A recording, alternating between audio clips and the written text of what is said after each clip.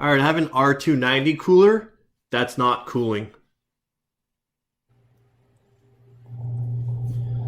All right, so I'm gonna go to the temp controller. It's showing that the compressor is getting power from the controller, or at least that it's trying to send power. Temperature is 56 Fahrenheit, which is 13 Celsius. So that tells me the temp controller is reading the correct temperature. I'm gonna go check this evaporator coil. Make sure it's not frosted or frozen or anything. It's completely clean. Alright, I'm gonna check the two fans really quickly. So left hand fan is working.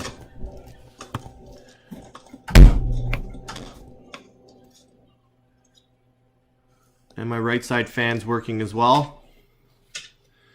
Alright, so I'm going to go work from the back of the unit. You can pull this condensing unit forward, but everything I need is at the back here, so it's just easier to spin the unit around and just work from here.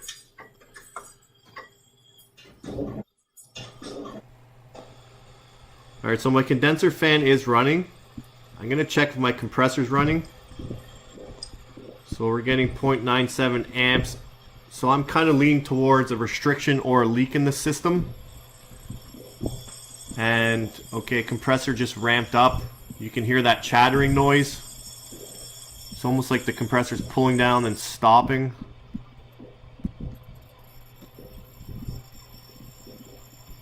That's really weird.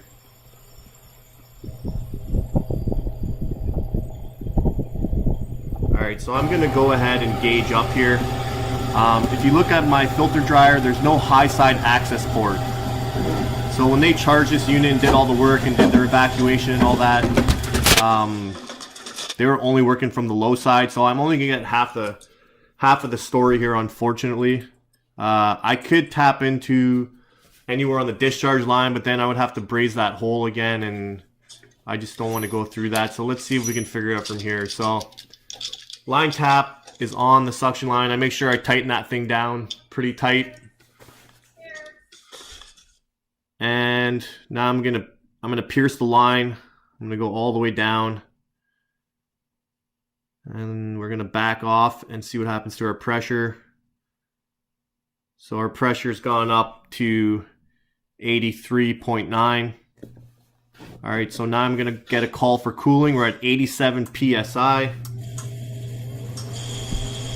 Alright, we're pulling down to 80 PSI and we jumped right back up. So something funny is going on here with this compressor.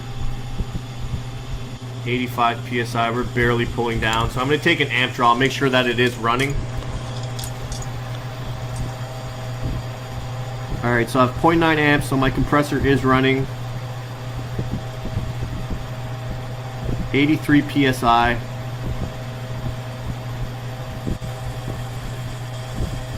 Alright, now the compressor is pumping. We went up to 1.2 amps. You can see the pressure is pulling down to 74. Compressor stopped again. Amp draw is going to 0.9 amps.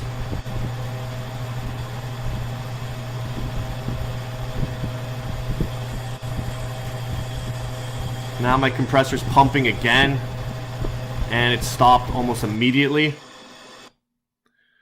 So if you listen very carefully and watch the amp draw, when we have low amp draw, the compressor is not pumping. When it goes up to higher amp draw, it starts pumping. So just listen really carefully here. You'll hear almost like a buzzing noise.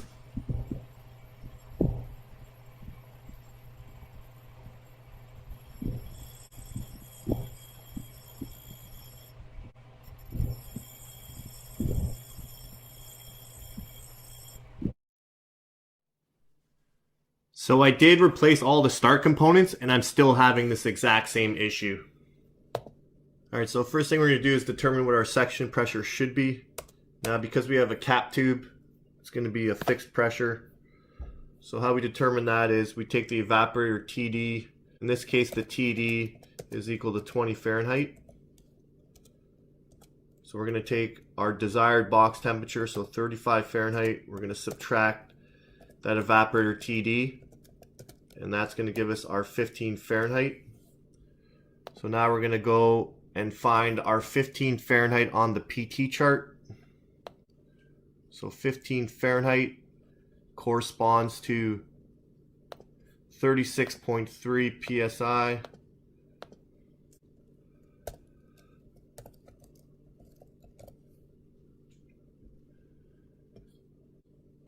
So our current box temperature is 56 Fahrenheit. We're getting 85 psi in our suction. We should be getting 36.3. So that's telling us the suction pressure is low. Based on the amp draw and all that, we know the compressor's bad. Now, if I could have taken the high side pressure, you would have seen that the head pressure would have been low. So whenever we get a high suction, low head pressure, we're looking for an inefficient or bad compressor.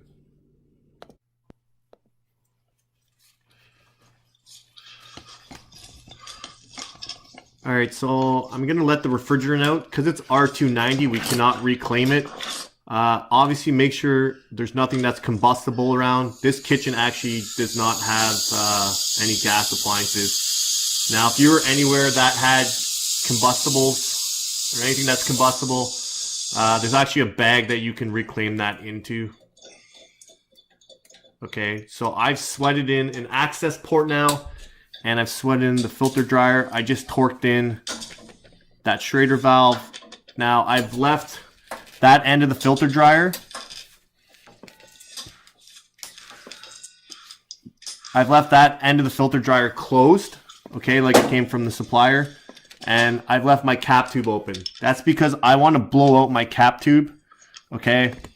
The reason for this is you don't want to go through doing your nitrogen test and then vacuuming, then recharging and finding out that, hey, I have a restriction somewhere in this cap tube. I've had that happen to me once before. You make that mistake once, you don't make it again, and you lose 1 to 2 hours. So anytime I open up a system and I change this filter dryer on these little coolers or freezers, I always blow out this cap tube. Alright, so I'm going to set my reg. Okay, I'm going to start at low pressure. Okay, if it's coming through nicely at low pressure, I don't need to go all the way up to 100 psi or 150 psi.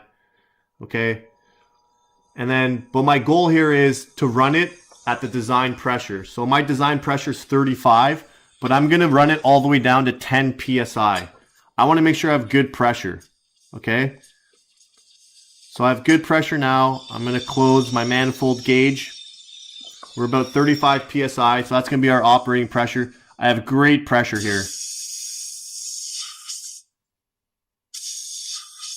Okay, now I've had it where I have good pressure here, but I don't have good pressure at 10 psi. So I'm going to bring it right down to 10 psi and make sure I have good pressure through there. I don't want it trickling through at 10. I want it coming through nice and steady.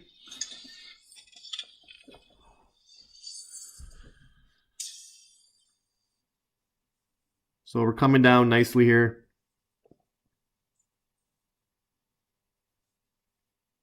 You can hear I still have good pressure.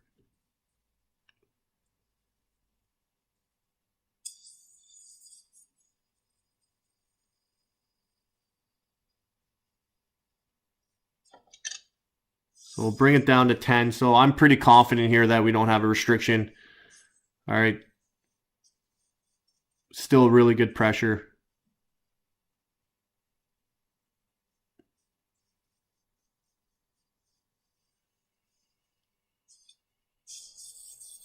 Great pressure there at 9 psi. So I'm going to let the rest of the nitrogen out. So I'm just going to pull the Schrader really quickly. I got to pull the Schrader out anyways because I got to brace this cap tube back into the filter dryer.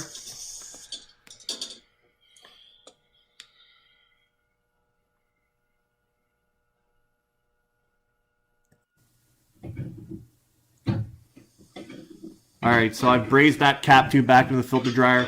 Now I'm going to put just a trace amount of refrigerant into the system. I'm going to use R290. You could use R134A here for your leak test. Alright, so I've only dropped like maybe an ounce in there. Okay, I'm going to hook up the gauges now and perform our manifold or our nitrogen test. So you can see I have about 7 psi, which is more than enough for a trace amount. All right, I'm gonna bump in some nitrogen now. Okay, I checked the rating plate for the low side setting. I'm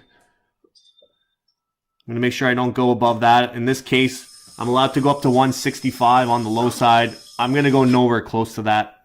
Okay, so I'm gonna let my pressure in nice and slow. You don't want to crank that thing open and blow something in the compressor. Just take your time at this point.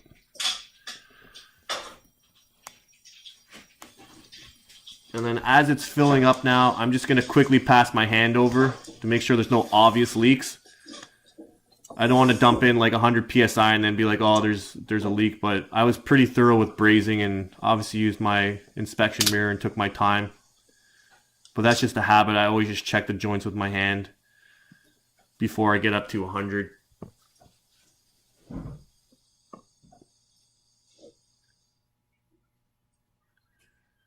All right, so I'm going to close it off right here, okay?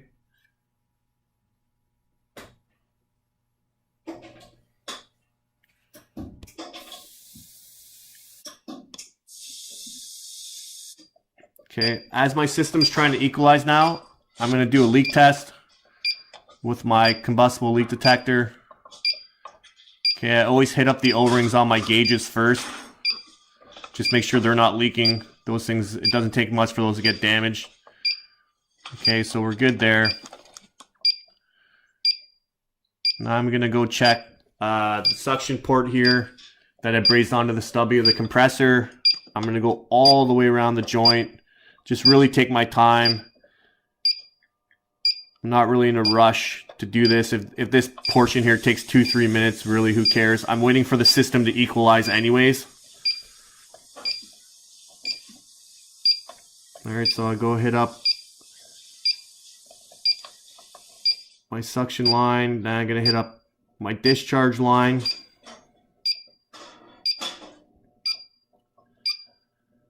Making sure I'm going all the way around. You don't want to move the meter too quickly, because it gives false leaks sometimes, so I just make sure I'm not too jittery with it. Alright, hit up the cap tube, we're good there. And then we're going to hit up our liquid line where it comes into the filter dryer.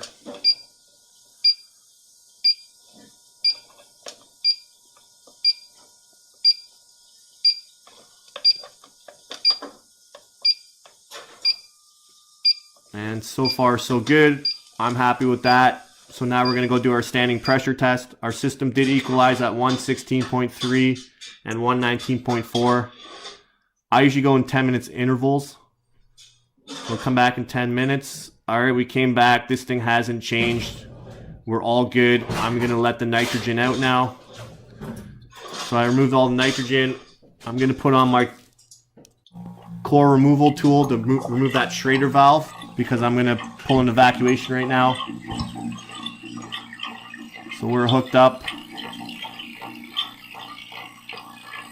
You can see we're pulling down in a vacuum. I'm going to pull down to 500 microns. Alright, evacuation's complete. I've put in about half the charge. You can see I have 50 psi in there. Alright, the bottle's not taking much more. I got to fire up the system. And I'm going to charge it while it's running. So we're looking for about 36 psi suction pressure.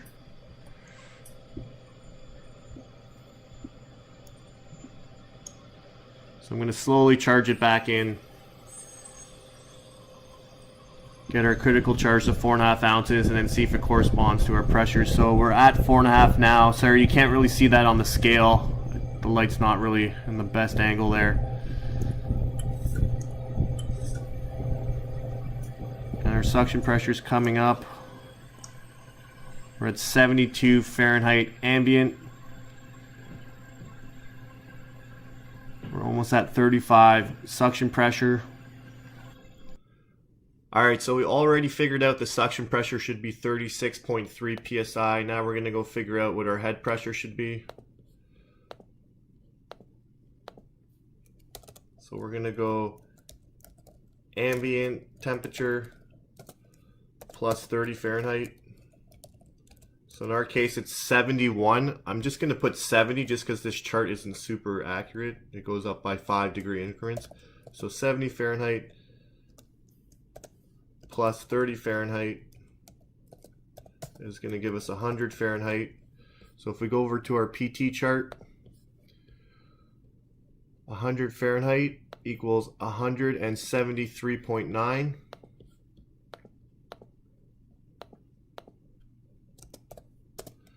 173.9 psi. Alright, so we already determined that we're looking for a 36.3 psi suction pressure. And for our head pressure, we're looking for 173 psi. Alright, so my head pressure is at 140. It's not coming up, but my suction pressure is good. Okay, so my amp draw is nice and steady now. We're not going up and down, up and down. The pressure's pulled down. It's staying steady. This compressor is pumping steady now. It's not doing what it was before, where it's kind of pumping, then turning on and off, on and off. Okay, this is the condenser coil. It's kind of a funny coil, and I'll get into that after. But it's not your typical condenser coil.